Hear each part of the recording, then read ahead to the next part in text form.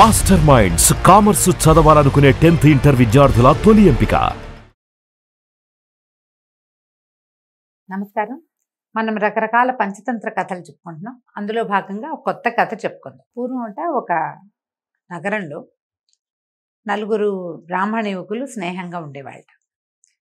అయితే వీళ్ళు ఇళ్లలో ముగ్గురు బాగా శాస్త్రాలు తెలిసిన వాళ్ళు, రకరకాల మంత్రాలు శాస్త్ర పరిజ్ఞానము కలిగిన వాళ్ళు. నాలుగో వాడు ఎక్కువగా విద్యాగంధం అంటిన వాడు కాదు. అంటే బేసిక్ స్టడీస్ దగ్గర అబ్బాయి బాగా చదవలేకపోతున్నాడని పాఠాల నుంచి తొలగించి ఏవో వేరే విద్యలు నేర్చుకున్నాడు, కానీ చదువు లేదు.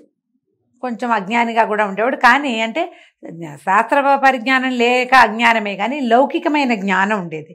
వీళ్ళ ముగ్గురికి కావాల్సిన రకరకాల వ్యవహారాలకి సహాయాలు చేసేవాడు, మాట సహాయం చేసేవాడు. ఎక్కడికైనా వెళ్ళినప్పుడు తను తోడుగా ఉండేవాడు. ఏదైనా పని కావాల్సినప్పుడు దానికి ఏం మార్గమో ఉపదేశించేవాడు. ఇట్లా చేసుకునేవాడు. అయితే వీళ్ళు నలుగురు ఓసారి ఏమనుకున్నారంటే, ధనం లేకపోవటం వల్ల మనకు చాలా సమస్యలు వస్తున్నాయి.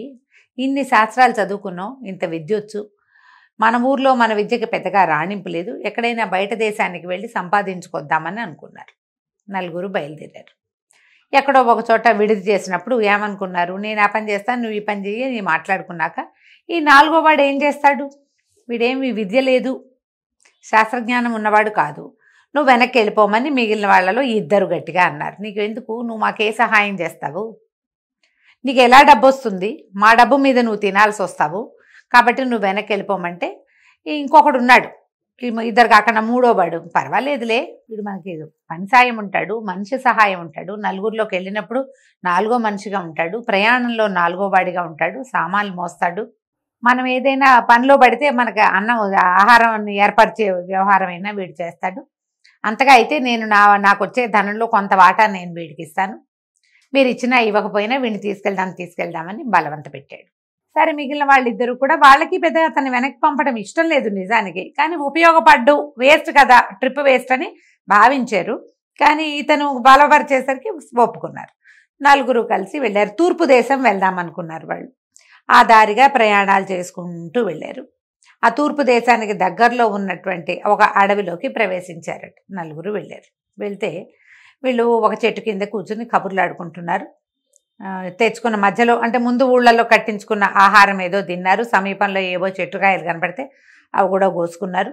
కాసేవో మంచినీళ్ళు ఉన్నాయి, తాబేటికాయ నీళ్ళు తాగి కులాసాగా మాట్లాడుకుంటూ దూరంగా చూస్తే వాళ్ళకు ఒక శరీరం కనపడింది. శరీరం అంటే ఇది పూర్తిగా బాడీగా లేదు, దేంతో ఒక జంతువు తాలూకు అవశిష్టాలంటే దాని ఎముకలు లాంటివేవో కనిపించినాయి.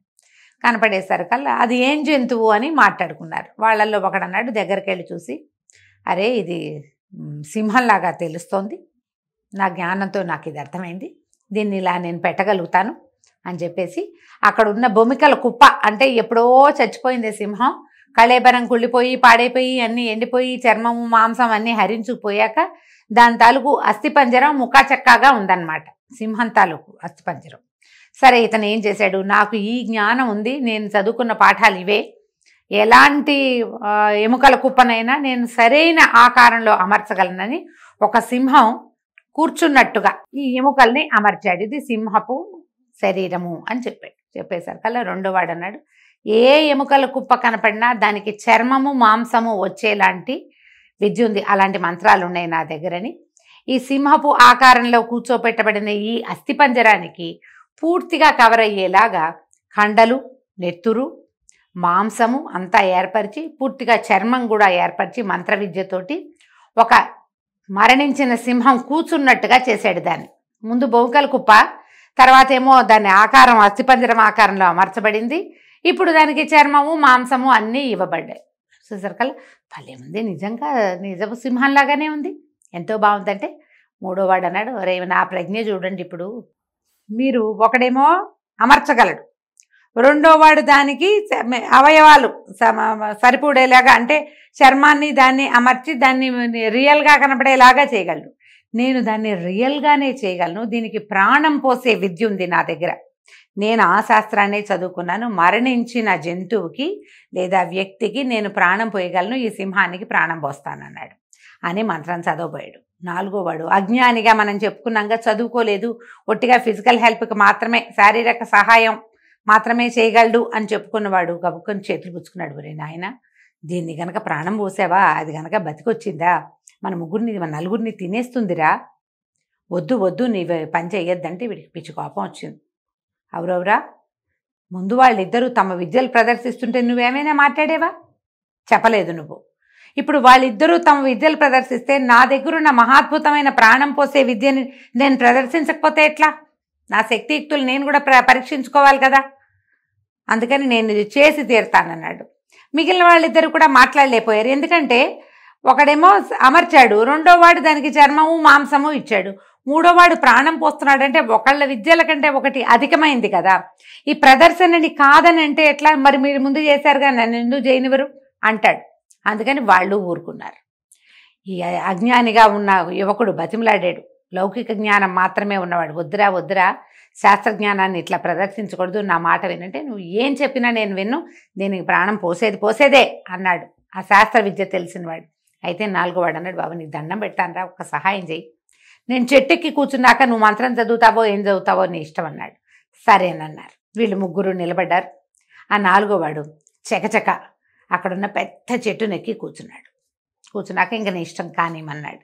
ఈ శాస్త్ర పరిజ్ఞానం ఉన్నటువంటి మంత్రవేత్త మంత్రాన్ని పునశ్చరణ చేసుకుని తమ తాబేటికాయలో ఉన్న నీళ్లు ఆ చచ్చినట్టుగా కూర్చుని ఉన్నటువంటి సింహం మీద చల్లి మంత్రం చదివాడు.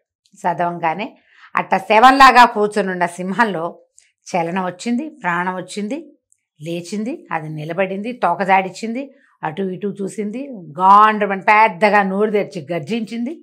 చూసుకుంది తమ ముందు నిలబడి ఉన్నటువంటి ముగ్గురిని చూస్తూ, వీళ్ళల్లో ఒకడేమో తన విద్య ఫలించినందుకు గొప్పగా ఉంది ఒకడికి, రెండో వాడికి తను ఇచ్చిన శరీరం ఎంత పర్ఫెక్ట్గా నిలబడిందో చూస్తున్నాడు, మూడో వాడు తను నిలబెట్టిన షేప్లోనే ఇది నిలబడి ఉందా లేదా, ఎక్కడైనా వంకర టింకర వచ్చిందా చూస్తున్నారు తప్ప వీళ్ళు ఈ సింహం తమను ఏమైనా చేస్తుందని వాళ్ళు అనుకోలే.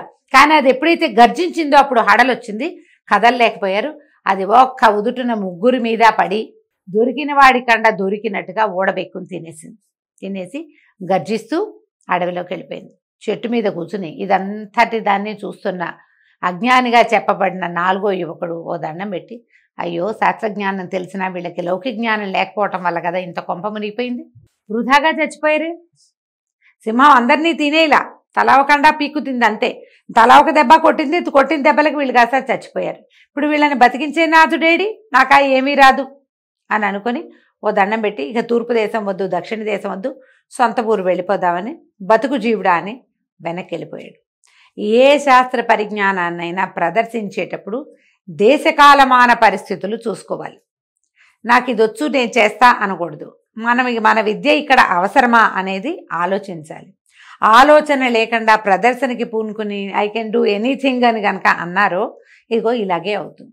కాబట్టి ఆలోచించి మన విద్యల్ని ప్రదర్శించాలి. మన తెలివితేటలన్నీ ఎదురుగుండా వాళ్ళ ముందు ఎగ్జిబిట్ చేసిన, నాకు అది తెలుసు ఇది తెలుసు నాకు సమస్తం తెలుసు అని తెలియచేస్తే మనం ఎలా మ్యానిపులేట్ అవుతామో మనకు తెలియదు. ఇక్కడంటే సింహం వచ్చింది కాబట్టి వీళ్ళు ముగ్గురు చచ్చిపోయారు. మన వ్యవహారాల్లో సింహాలు అవి రావు కదా, మనం మనుషులకి దొరికేస్తాం, మ్యానిపులేషన్కి గురవుతాం. ఇతరులు మనని వాడేసే ప్రమాదం ఉంది. కొట్టిగా వాడేస్తే పర్వాలా, ఏదైనా విపత్కర పరిస్థితులు ఎదురైతే ఏం చెయ్యాలో అర్థం కాదు, అప్పుడు బయటపడడం కష్టం. కాబట్టి దేశకాలమాన పరిస్థితుల్ని బట్టే విద్యా ప్రదర్శన చేయాలి అని చెప్పడం కోసమే ఈ కథ చెప్పబడింది. కథ కంచికి మనం ఇంటికి.